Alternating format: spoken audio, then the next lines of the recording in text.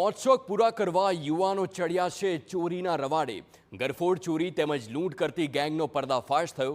ચોરી તેમજ લૂંટમાં 3 આરોપીઓની ધરપકડ કરવામાં આવી। 3 આરોપીમાં એક સગીર વયનો છે।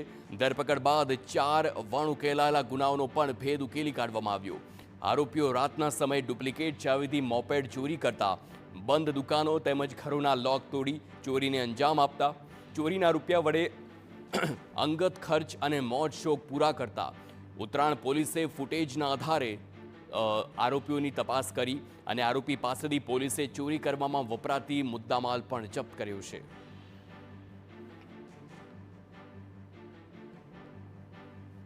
હ્યુમન ઇન્ટેલિજન્સના આધારે આ ગુનામાં સંકળાયેલા 3 આરોપીની ઓળખ કરવામાં આવેલી અને ગણતરીના દિવસોમાં જ 3 આરોપીની ધરપકડ કરવામાં આવેલ છે।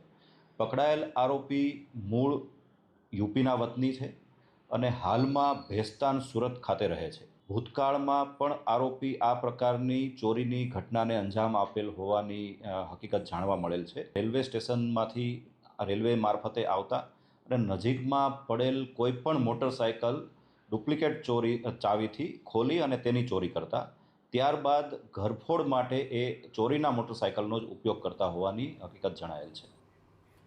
તો આ તરફ મહેસાણામાં